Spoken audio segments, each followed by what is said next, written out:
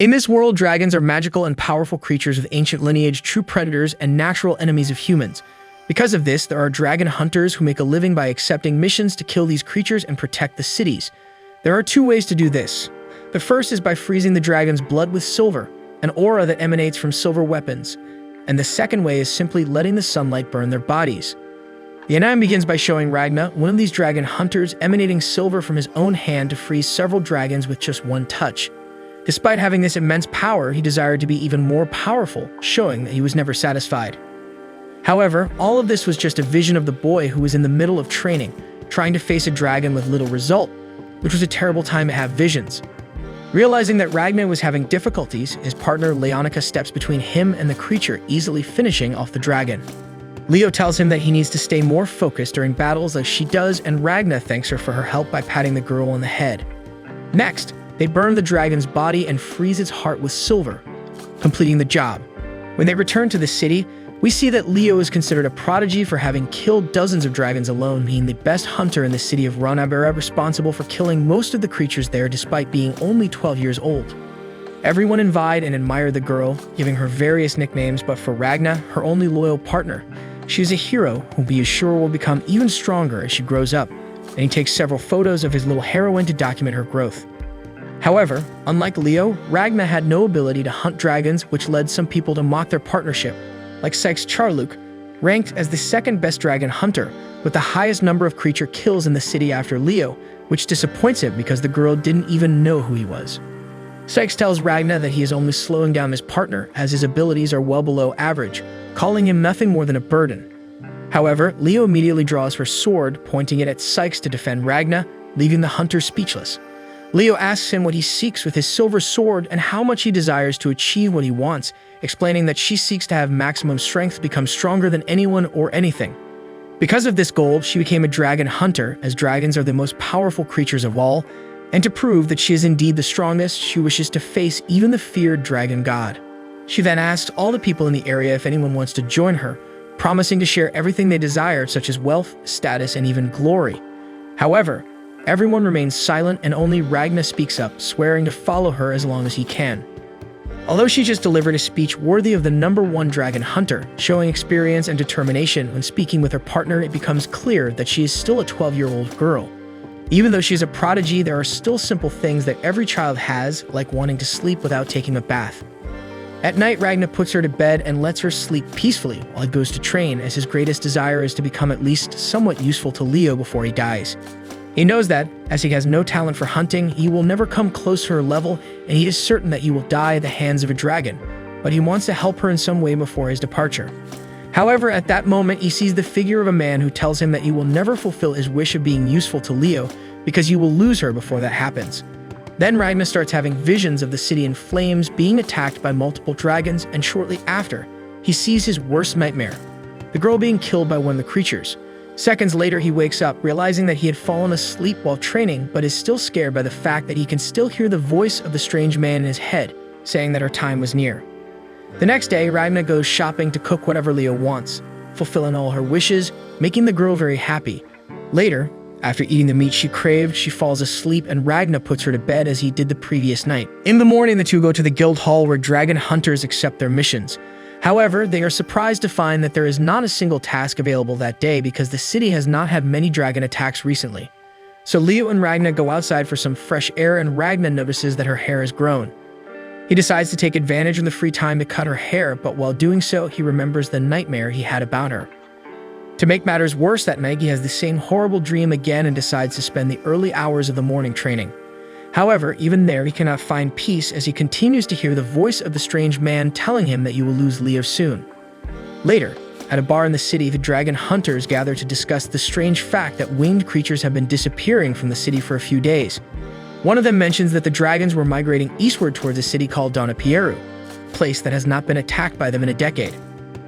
Leo overhears the conversation and once again acts like a 12-year-old, mentioning that the city Donna Piero reminds her of a famous confectionery shop called the Silver Hen, and suggests that if they go there on a mission to hunt dragons, they should take the opportunity to visit the shop and try its food. Meanwhile, Ragna still cannot shake the dream from his mind, fearing the words of the strange man and wondering if he is a vision or a ghost, feeling that he is neither of those options. Leo notices his partner's concern and asks him why he has been working so hard lately. He replies that it is an attempt to help her in some way. Recognizing his concern for her, Leo recalls the day they first met, saying that when she saw him for the first time, she thought they had the same potential and the same level of strength. This surprises him because, apart from having no natural talent, he was still getting beaten up when they first met. However, although she admits that Ragna indeed has no natural ability to be a dragon hunter as she does, she says that her instincts tell her that he will become very strong somehow, though she cannot say when or why. Therefore, she promises to protect Ragna until that day comes. In a flashback, we learn about Ragna's past. His parents were eaten by dragons when he was only 3 years old, leaving him an orphan. Some relatives took him in, but shortly afterward, they too were killed by dragons, leaving Ragna with no one. That's when he was bought by a wealthy man, but some dragons burned down his property, leading him to believe that he was cursed. The rich man who bought him and his friends also blamed the boy's bad luck for what happened. They beat Ragna, accusing him of working for the dragons because wherever he went, dragons appeared shortly afterward, leaving only him as the survivor. Just when he had lost all hope of finding peace, he met Leo, who invited him to become a dragon hunter alongside her. She explained that having a special connection with these creatures was not a bad thing when you were hunting them, especially if you survived the fight. So she decided that he would be her partner that day, even though he was worried about bringing his bad luck to her and making Leo end up like all the others who had been close to him. However, she told him that only the weak died for her and the strongest, stronger than the dragons, survived. Since she was very strong, he had nothing to worry about. To prove his potential to Ragna, she took him on one of her hunts, and when they found a dragon, the boy thought it was the end for both of them. However, Leo defeated the dragon with a single blow, proving that she was indeed very strong. This made Ragna believe that it was safe to be near her because, unlike the others, he could not imagine a way for someone like her to die before him. From that day on, they became inseparable partners, with Ragna thinking that he was no longer cursed by being alongside a hero like Leo, wishing to stay by her side until he eventually died at the hands of a dragon. That's why the nightmare of losing her that he couldn't stop having was so terrifying, as she meant everything to him. The next day at the guild hall, all the dragon hunters gather when they learn that the city of Donna Piero has been attacked and destroyed by the dragons. Since they hadn't suffered any dragon attacks for a decade, they thought they didn't need hunters to protect them. There, Leo asks Sykes what happened, and he explains that he heard that a horde of dragons attacked the city of Donna Piero, and that's why the kingdom issued an emergency mission for all hunters to go after these dragons. This makes Ragna panic because he knows that this means his vision is about to come true.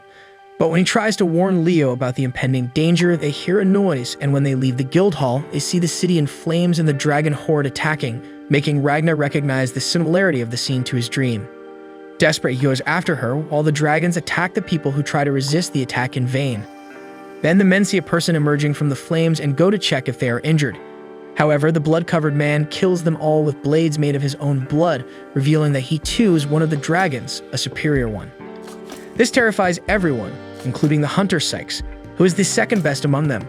Ragna also sees the creature in the distance and immediately realizes that those blades are exactly what will cause Leo's death. So when the dragon is about to attack Sykes, Ragna jumps in his direction, determined to do everything to save Leo's life. However, his sword breaks upon hitting the dragon, and the creature then sets everything on fire. Leo sees that Ragna is in danger and rushes to the location worried. Luckily, the boy falls safely into the river. She then asks Skiles to leave the superior dragon with her and go to Ragna. Next, she goes to the creature, swearing to avenge it for hurting Ragna. Meanwhile, the boy continues sinking deeper into the river, reminiscing about his dream. After losing Leo, he sinks into his quest for revenge, aiming to hunt all the dragons to extinction, training to his utmost potential, becoming incredibly strong, even though he feels it's never enough. He also makes new partners, but they all die, leaving him as the lone survivor, leading a life full of losses despite his efforts, reaching a point where he achieves the impossible.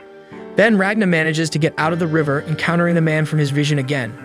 He finally realizes that this is his future self, and that maybe deep down he only wanted a chance to die but somehow always managed to survive. The man reveals that he is the future Ragna who caused his visions and expresses disgust for his past self. Despite idolizing Leo as a heroine and professing his love for her, he didn't become the strongest being in the world to keep her safe. He gained the strength he needed only after losing her. But then, even though he was strong enough to face any dragon and protect anyone, he had already lost everything, with nothing left to save, unable to see any reason for all that power. Ragna asks him to transfer all this strength to him because it's the right moment to save Leo and the others in the city. His future self agrees, hitting Ragna with his sword, causing Ragna to scream in pain, startling Skiles, who was keeping him safe during his visions. At that moment, his past and future selves merge into one, with Ragnar receiving all their memories and powers, understanding everything that happened, and the pain of becoming strong only after losing Leo. However, both Ragnars knew that this union came at a price, and they were both willing to pay it. Meanwhile, Leo is already tired of fighting the superior dragon, and he recognizes her strength. She also asks if he is the famous god of their kind, which annoys the creature. He says he doesn't come close to the grandeur of their god, and that she shouldn't even compare the two. After a long time of battling, he finally introduces himself as Grinwelt, explaining that he is the 10th seat of the Blood of the Wing, the most humble among all the superior dragons. This surprises Leo, as he has proven to be a formidable opponent. Grinwelt decides to have some fun and reveals why the city and the kingdom are marked for destruction. He tells her that their god has always loved the exotic dishes created by humans, especially the famous bakery in the city of Donapiero. However, even though he was a loyal customer, the bakery was robbed and went bankrupt. With the shop's bankruptcy, which was the reason the Wingblood dragons didn't attack the city, their god became extremely sad and angry. As a result, he ordered all of his lineage to destroy the entire kingdom. Grinwelt tells Leo all this to prove that the fate of the human nation was in the hands and whims of the god of the dragons. He insists that the battle between them and the hunters was never real because humans only survived when the dragons didn't take them seriously. He makes it clear that there was not a single human considered a threat to their species. After delivering the speech about how humans were completely insignificant compared to dragons, Grinwelt prepares to end the fight in Leo's life. However, at that moment, he senses a strange presence behind him, becoming frightened and even considering it might be an illusion. What he felt was the new power that Ragnar gained, making him incredibly strong and capable of freezing dragons with a simple touch of his hand, thanks to all the effort of his future self. Grinwelt remembers the memories of the adult Ragnar passing through his head. After losing Leo and spending 10 long years hunting dragons for revenge, desiring their extinction, he slowly became a part of his sword. Even though the fusion was painful, he continued to fight relentlessly. After 5 years, he had completely merged with his silver sword, making his own body a powerful weapon radiating silver. 3 years later, he developed a technique to increase the silver in his body. After another 4 years, he learned to control it at will. After a total of 10 years, he became a being far beyond human capacity, mastering his silver battle arts technique. All these years of training and techniques were now in the present Ragnar. Approaching Grinwelt, he senses a power similar to the one he felt around monarch dragons, those chosen by their god to lead dragon lineages. Despite feeling this supreme power from Ragnar, Grinwelt denies being afraid of a mere human and assumes his true form, enabling him to use his full potential. He starts another speech about how dragons are powerful and humans are weak and inferior. However, in a matter of seconds, Ragnar freezes Grinwelt completely and shatters him, leaving nothing of the supreme and chatty dragon. With everything finished, Ragnar finally comes to his senses, realizing he had saved Leo's life and changed his future of pain and suffering. He runs to her, barely believing what happened, and starts crying, relieved that he still has his partner by his side. As he cries as if the world were ending, she tries to reassure him, saying that everything will be okay and recognizing his hard work to become so strong. He says that someone else worked hard to achieve those results, someone who was no longer there despite Ragnar knowing how much he suffered and missed Leo. Meanwhile, somewhere in the sky, filled with gears for some reason, the future Ragnar meets a girl who tells him that even though he and his past self have accepted the price of their fusion, the past Ragnar won't live for much longer. She notices that in all those years she knew Ragnar, she had never seen him make such a sentimental expression as he was making at that moment. Even after all that time together, this was the first time she saw him without a somber look. However, what mattered now was that all their hopes of creating a world where no dragons existed were entirely in the hands of their past selves. On that day, the dragons attacked 7 cities in the Eastern Kingdom, and out of the 7, 6 were completely destroyed, including the capital. However, on that same day, the Dragon Reaper was born. After that, in Ragnar's city, the dragons mysteriously disappeared and they managed to put out the fire despite the numerous casualties and the destruction of half the city, including the inn where Ragnar and Leo lived. So the two were left without a place to sleep and had to take shelter in the home of the hunter Skiles, with the boy still in shock that he had truly prevented his nightmare from happening. When Skiles enters the room where the two are, Ragnar tells him that the best thing they can do is leave the city and head toward the nearby border because the dragon god demanded the kingdom's destruction, and the creatures treat his demands as law, so they won't give up on attacking the place. However, if they move away from their target, everyone could be safe. Skiles questions why Ragnar suddenly became intelligent and extremely strong as he had no talent before. He asks how Ragnar gained all that power to defeat Grinwelt so easily, but before he can answer, Ragnar falls asleep on his bed. Leo explains that even though he spent many nights training hard while she slept to achieve those results, all that strength was draining him and making him unstable. At that moment, Ragna starts calling for Leo, and she tries to reassure him that she's right by his side, but he continues to call her name. Suddenly, she and Skiles hear a noise and go to see what it is, leaving Ragna sleeping. Outside, they are startled to see that, for some reason, the forest is attacking them. Leo rushes to the site of the attack, with the woman who was with Ragna from the future saying that their story is about to begin now that their paths will cross. A little earlier, we see that somewhere within the forest, a chef serves a roasted lamb dish to a portly man named Marugabud. Clearly, the chef and his staff were very afraid of him, and with good reason. As soon as he tastes the food, Marugabud exclaims that he found the meal delightful, but nothing compared to the taste of the chef. He reveals himself to be a very hungry dragon. He devours the chef, leaving his two staff members horrified, but they also don't last long. Next, he moves on to the last person standing and says that the dragon god demanded the destruction of all humans in that kingdom, which means he can devour as many people as he pleases. Then his tentacles start to spread throughout the city like vines, which are the attack Leo and Skiles saw coming toward the forest. The dragon captures the poor girl and prepares to feast on her, just as he did with the others. Meanwhile, dragon hunters rush into the forest, trying to defeat the tentacles they encounter on their way. However, Skiles doesn't understand how a dragon is attacking because they are creatures that should not withstand sunlight. This makes him doubt if they can trust something as basic as this information. Nearby, Leo is attacking the relentless tentacles that keep emerging. Suddenly, she notices that many of them have just destroyed Skiles' house's roof and captured Ragna, who was still sleeping soundly. She rushes to save him, but the tentacles prepare to attack her. However, with Leo in danger, Ragna immediately awakens from his slumber, radiating silver from his body, freezing all the nearby tentacles, which catches the attention of the dragon and the hunters nearby. He then realizes what's happening and runs towards the dragon, completely ignoring Leo, who is calling for him, asking him to wait for her, but ends up falling behind because she struggles to keep up with his pace. Ragna doesn't hear her calling his name because he feels guilty for feeling relieved after saving her and lowering his guard, realizing that he should have known the danger was far from over. He then spots the dragon and delivers a powerful kick to its face, sending it flying and releasing the girl. Ragna believes that the only way to change his future and prevent everyone around him from perishing at the hands of the dragons is to not rest until they are all exterminated by his own hands. However, he wonders if he is truly capable of such a task, considering that even his future self couldn't succeed. It's only at this moment that he recognizes the girl right next to him and realizes she is Crimson, his future partner.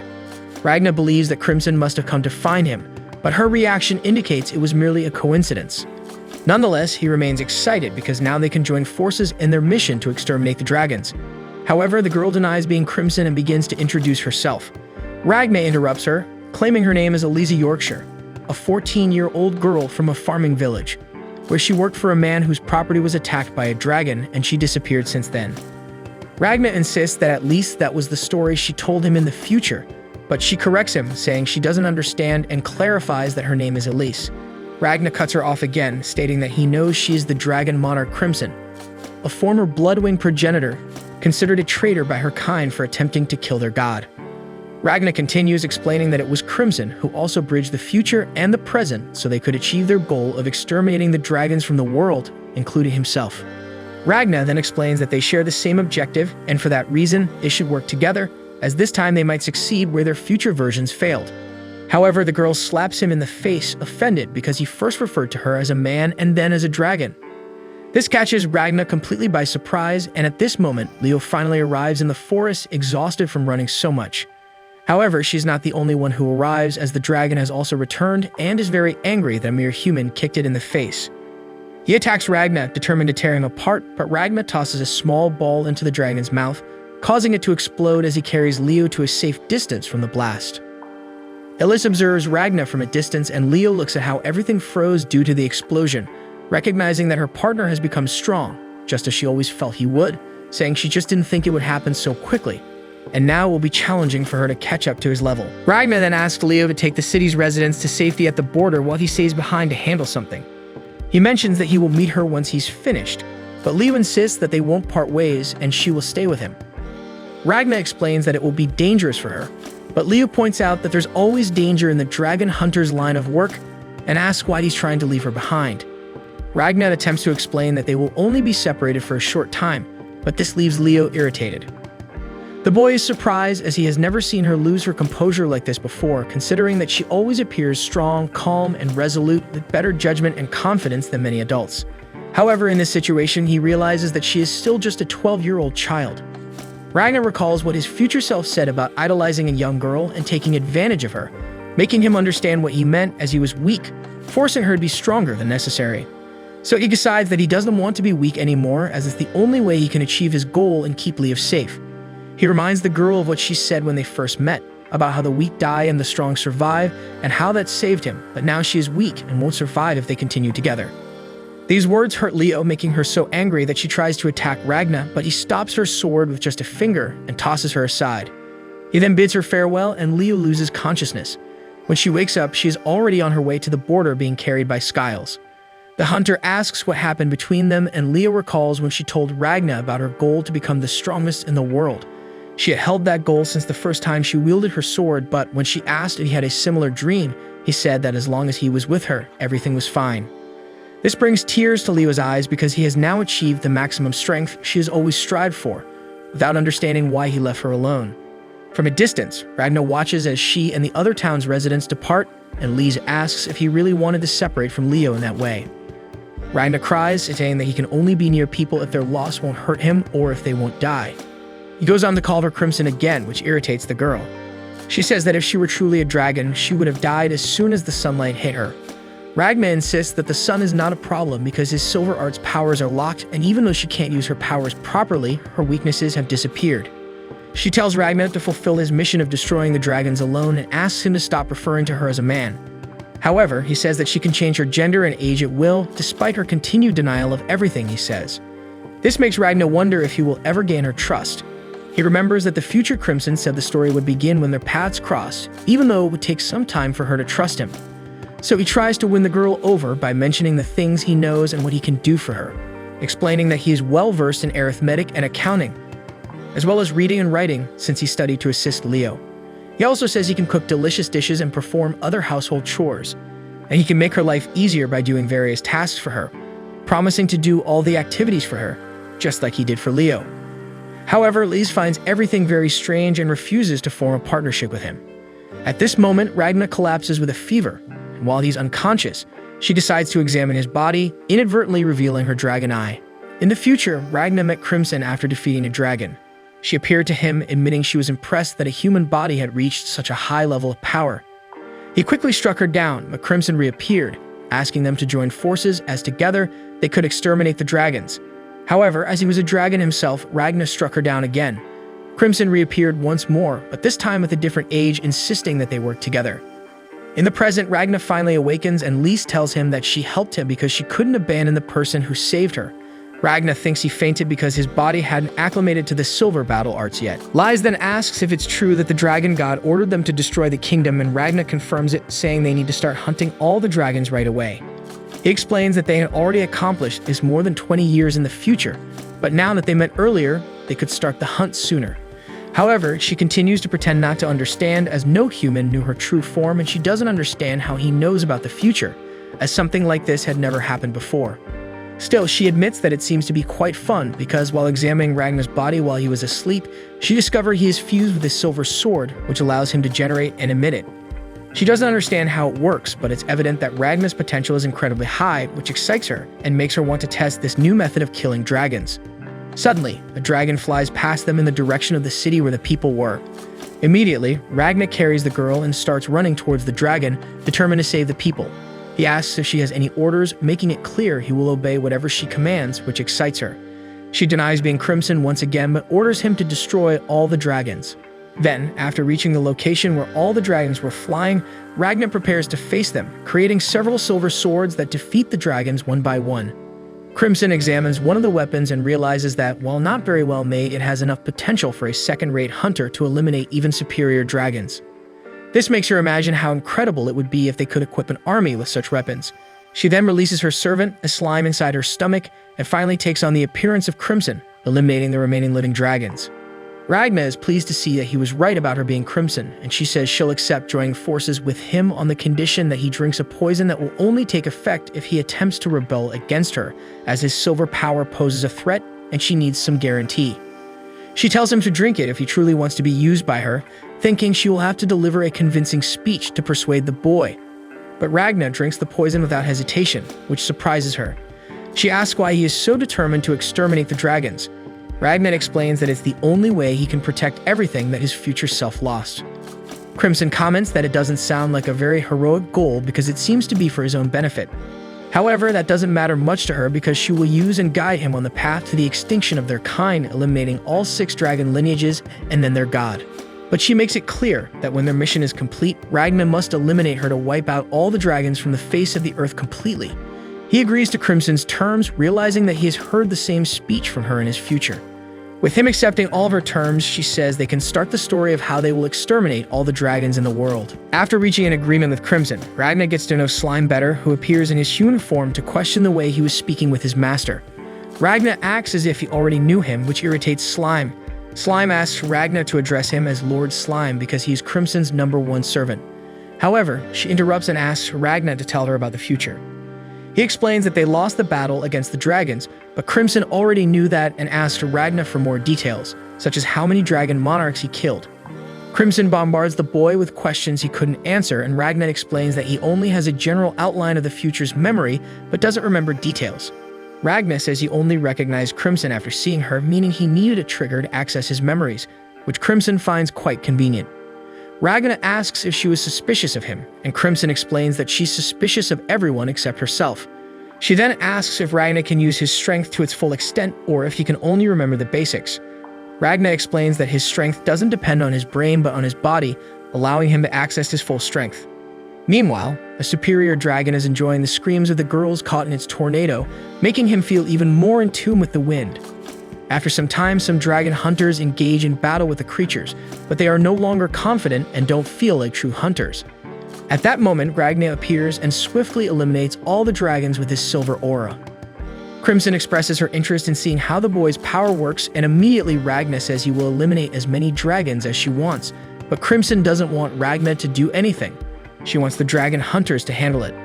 She introduces herself to the people, assuring them that everything will be fine because Ragna, the Reaper, has eliminated all the nearby creatures. She claims the boy is a dragon hunter who has already defeated several superior dragons, and she's a mage and his companion. Most of the magic in that world belongs to the superior dragons, but there are a few human magic users, though they are so few that no one knows exactly what magic is despite being aware of its existence. Crimson decides to take advantage of the people's limited knowledge of magic by using her power and pretending it's magic. They believe that Slime, who was devouring the dragon's bodies, is also a type of magic, and Crimson invents that he is a pet she created. Everyone is impressed with her power, and she encourages them to repeat multiple times how amazing magic is. After repeating the same phrase several times, one of the dragon hunters introduces himself. His name is Michael, and he tells Crimson and Ragna that there is a dragon that only the two of them can defeat.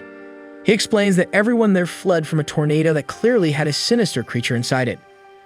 Crimson realizes that the man is talking about the third seat, the third dragon from the top, which personifies the wind, named Dizistraw.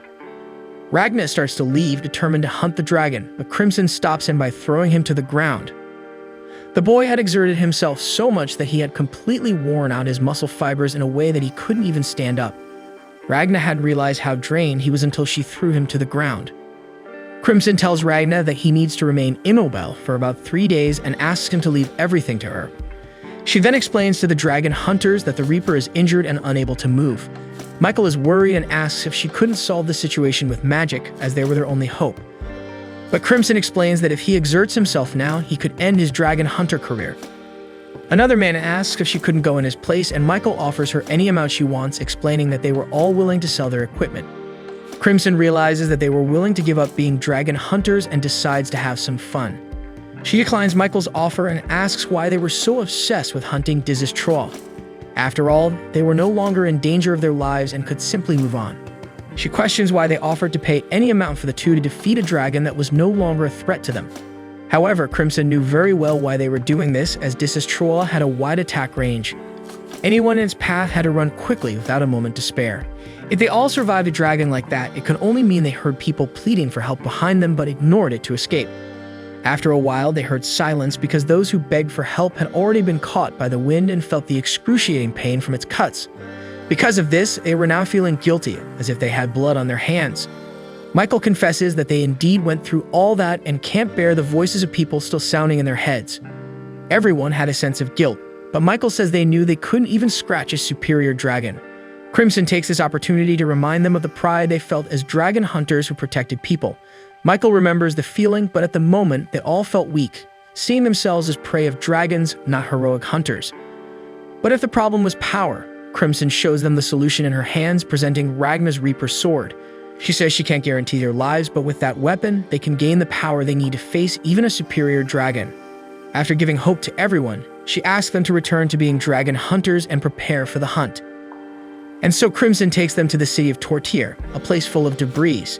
As she opens a door with her key, they see a room full of weapons, and Crimson explains that she created it with magic, leaving everyone in awe.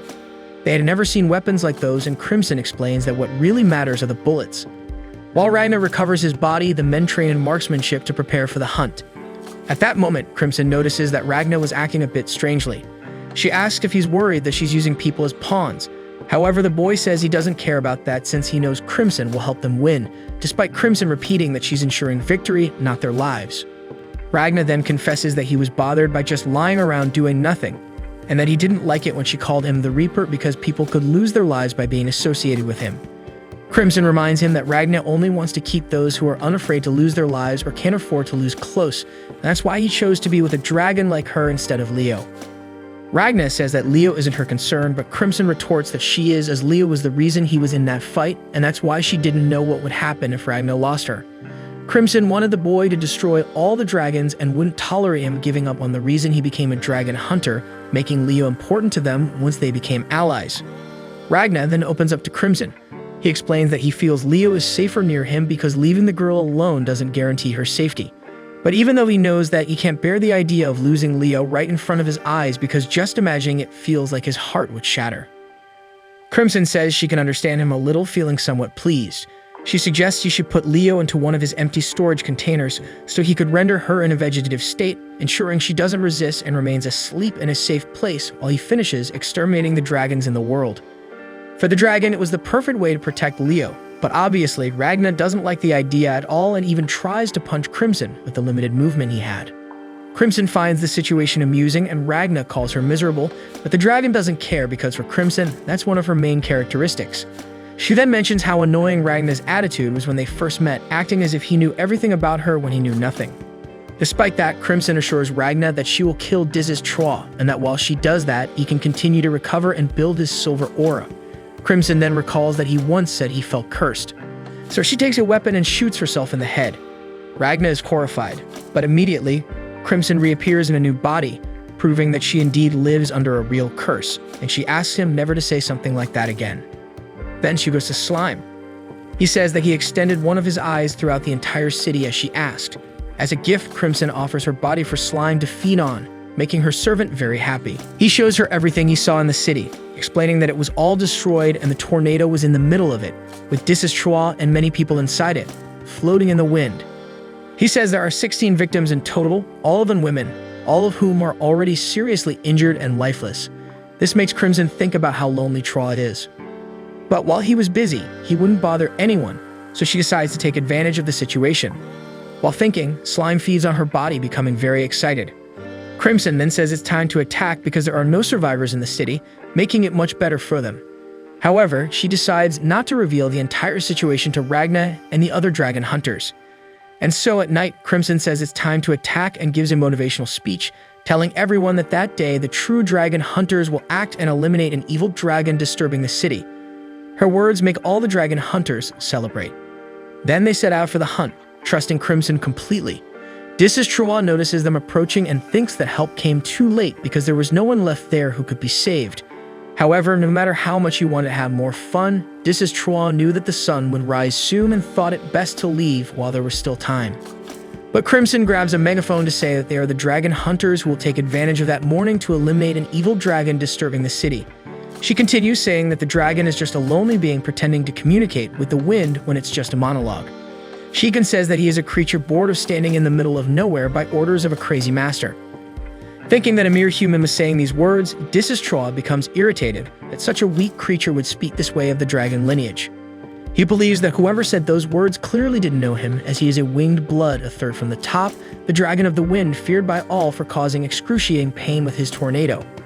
The man begins a giant monologue about his superiority, but it only proves that Crimson was right, and he was indeed a very lonely being, now wishing to take out his frustration on the dragon hunters.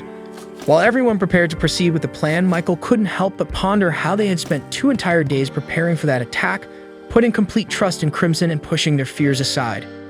However, as he witnessed the enemy's power, Michael began to doubt whether they could truly face a superior dragon like that. Despite his fear, he stood firm and encouraged his companions to press on.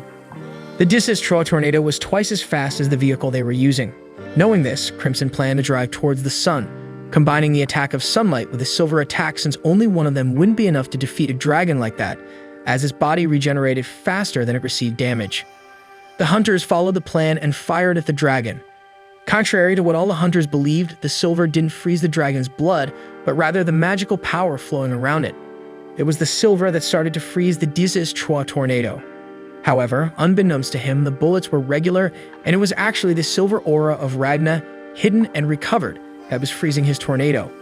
Disastrous thought that this trick wouldn't be enough to destroy his tornado. However, at that moment, Michael fired, this time using a genuine silver bullet. Although the tornado managed to resist the attack, it was significantly weakened. This infuriated Disastrous, who still believed that the mere hunters were deluded to think they could face a superior dragon like him. The hunters continued to shoot, and Crimson found it amusing. Then, thanks to Ragna's silver aura, the dragon's tornado dissipated, causing it to fall. Slime captured Disastrous and threw him onto the silver lance of the hunters, and the dragon began to freeze. Disastrous was shocked to realize that the humans had indeed defeated him. The dragon struggled, trying to conjure his tornado again, but he was too weak to use his power. As the sun began to rise, the dragon started to burn, successfully concluding all parts of their plan. Suddenly, Disastrous managed to break free from the hunters, still impaled on the silver lance, but Crimson ran him over. Too weak to fight, Disastrous understood that he was defeated and wondered how a dragon like him could be defeated by mere hunters. After all, he was a super powerful, superior dragon capable of creating 8 tornadoes at once. Crimson, who knew his abilities, realized that if he had used them, the group would never have been able to defeat Disastrous. But his pride had driven him to want to defeat the humans without using his full power, leading to his downfall. Crimson noted that after Silver and Sunlight, pride was the 3rd weakest point of every dragon. However, even though she possessed all the necessary knowledge to defeat Disastrous, the plan was actually Ragna's. He knew that Crimson had the knowledge to defeat any dragon she wanted and didn't need to know about the future. Still, she wanted to test her knowledge as an experiment. He realized that Crimson was as amazing as she was formidable. Even though they were partners at that moment, once they finished hunting all the dragons, Ragna would have to hunt Crimson. After they finished eliminating the wind dragon, everyone bid their farewells, and Crimson erased the hunters' memories, causing them to forget about her. Afterward, Crimson disappeared, and the hunters thanked Ragna, saying they wouldn't have been able to defeat the dragon without his help. However, Ragnar replied that he hadn't done much, and Michael said they could claim that the dragon hunters had achieved the victory. After the hunters left for the border, Crimson showed Ragnar a radio. In the broadcast, the royal army of Reese sent a message to all the kingdom's subjects. All the borders were under attack by dragons, and they were instructed to follow the local authorities' guidance to evacuate to the capital, where they would receive shelter. However, it was explicitly stated that no one should approach the borders. Upon hearing the message, the two realized that it was clearly a trap set by the dragons, who were blocking all the exits to lead people to the capital, gathering everyone in one place, so they prepared for a new hunt. 5 days earlier in the capital, King Femid Reese received news that the dragons had destroyed the city of Donapieru and decimated his army. The informant recounted that in the middle of the night, many lightning strikes had struck the city, and several dragons had attacked simultaneously. The king instructed the informant to gather the troops and send reinforcements from the cities of Ronabarilla and Tortir immediately. Additionally, he asked them to hire as many dragon hunters as possible, emphasizing that they should avoid superior dragons at all costs. The king then pondered the lightning strikes that had hit the city, and his advisor mentioned the similarity to an event that occurred 20 years ago when Garnus's army invaded the Dornapiera region and was decimated by an unknown dragon that shot lightning. The king had hoped that the dragons living among them could coexist peacefully, and wondered why the dragons were attacking at that particular moment. But he remained calm because the city was protected by a barrier, and not even the strongest superior dragon could breach it. Ironically, at that very moment, a dragon appeared. She was a winged girl who looked like an angel. She apologized for her unexpected visit and introduced herself as Artemisia, a first-level dragon from the winged lineage, crowned by the dragon god. King Femid recognized her as the dragon with angelic wings known as the King of Wings. Artemisia was pleased with the title given to her by humans. He asked how she had managed to breach the barrier. The capital was protected by a solar wall that absorbed sunlight's energy and converted it into a protective aura, making the city glow even at night, known as the sunset technique. Artemisia reassured the king that the barrier was working perfectly, and that it even made her struggle with the heat. Realizing that his barrier didn't affect Artemisia, the king thought of her as a mysterious being no one knew much about. Femid didn't understand her true role in the war between humans and dragons. Seeing the king's concern, Artemisia assured him that his subjects couldn't move, but nothing bad would happen to them. She explained that she had frozen the world with her temporal manipulation magic to prevent the city from panicking about her visit. She apologized for freezing his city and explained that she did it because she wanted to talk to the king and offer her apologies. This caught King Femid off guard. Artemisia explained that it was never her intention to attack Dornapieru, but one of the dragons had done so without waiting for her orders. She was left with no choice but to punish him for his actions and go there to apologize. She said she was sorry for not being able to stop the panic caused by the destruction of Dornapieru. Her actions, combined with her angelic appearance and gentle voice, made King Femid question if she was really a dragon. He wondered why he could still move if she had frozen the world, and since she claimed the barrier was working, he wondered whether he should attack her or not. However, Femid thought better of it and concluded that attacking her was not the right course of action. Not only was the winged dragon not showing herself as a threat, but it would likely lead to war against her entire lineage, resulting in the annihilation of his kingdom. The king decided to accept the dragon's gesture and bowed to her. Femid then said he accepted her apologies. Artemisia was grateful and said it only made her task more painful. She wanted to prevent her subjects from suffering and offer a quick and painless end to all of them. This left King Femid in shock. He remembered that Artemisia had said she didn't want to attack the city. However, she clarified that she didn't want to attack the city, but Femid's kingdom had to be destroyed because that was the will of her all-powerful god. Artemisia said she had planned to do it quickly and discreetly, but the attack on Dornapieru prevented her from doing so because the population panicked and some subjects even wanted to escape the kingdom. Therefore, Artemisia ordered her subordinates to go to the borders to block the passage and prevent people from fleeing. King Femid asked Artemisia to stop her subordinates, but she refused to do so. He then asked if she wished to start a war. Artemisia replied that there wouldn't be any war, only the massacre of him and his kingdom, apologizing once more for having to do it. Femid attempted to negotiate, but Artemisia said it was not possible. So, with no other choice, Femid decided to act and use the power of the barrier to launch an attack against Artemisia. His ring glowed and it caused all the city's lights to go out, concentrating all the solar energy from his barrier into a single point to strike Artemisia. However, just before releasing the attack, Femid was suddenly attacked by one of his subjects, Borgias, who revealed himself as Artemisia's subordinate. Another subordinate, Nebuline, stepped in front of Artemisia to protect her from anything that could harm the King of Wings. Artemisia thanked Nebuline for protecting her but questioned Borgias, who had fatally attacked King Femid with a devastating blow, as Artemisia had not ordered him to kill the king. She expressed her disapproval of such cruelty and decided to use her power to turn back time to before Borgias launched his attack against Femid. Everything returned to how it was before, and she apologized to Femid once more because it had not been her intention to kill him in that manner. Femid was in complete shock, realizing that he was alive again after being certain that he had been killed by the attack just moments earlier. Artemisia then explained that she had manipulated the flow of time with her magic to turn back time before the attack.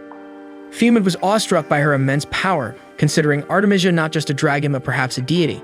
However, she clarified that she was merely a servant of the true god and that it was the will of this powerful deity to destroy Femid's kingdom. The king then realized that humans could not face even the power of one of this deity's servants, let alone the power of the dragon god. Artemisia said that soon everything would be destroyed and none of them would be able to escape, as it was their destiny according to her god's will. She explained that she had a way to spare them from suffering, but she needed King Femid's assistance. Her plan was to eliminate as many people as possible quickly and painlessly. She told Femid that, as a king, he must help guide his subjects. With no other choice, he agreed to help her achieve her goal.